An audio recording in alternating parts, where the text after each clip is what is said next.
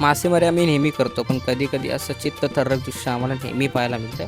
आपली मांजर ना आज तिला खायला देतोय खरा, पण तिची अटॅकिंग स्किल बघून तुम्ही नक्कीच थक्क व्हालच. तर जय मल्याळमधील मी आहे ना, तर स्वागत करतो तुमचा डेली मी ब्लॉगचा दिवस 29वा. आज आपण आपल्या खोल समुद्रात आलेलो होते म्हणजे मासेमारी करण्यासाठी. इकडे ना आपली जाळं टाकून बसलो होतो. ती मंडळी कामेरी आहे. पोहताना दिसल्यानंतर लगेच मी बोटीमध्ये घेतली. सूर्यदेवांचं आगमन पण झालं आणि त्याच्यासोबतच मंडळी तलप लागली ती म्हणजे काळी चहा पिण्याची. सूर्यदेवांचं आगमन आणि एकीकडे काळी चहा. मजाच वेगळी.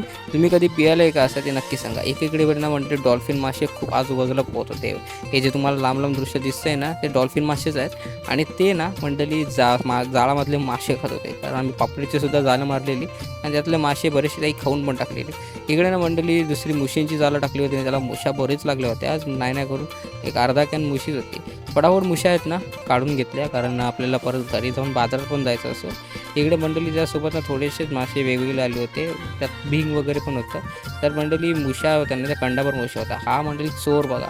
हा लवकर नाही येऊन इकडे जे मासे ठेवले होते ना ते नेहमी खायचा एक प्रयत्न करण्यासाठी बगला नेहमी प्रसिद्ध आहे. कारण चोरी करतो तो म्हणजे बगला चोरी करतो.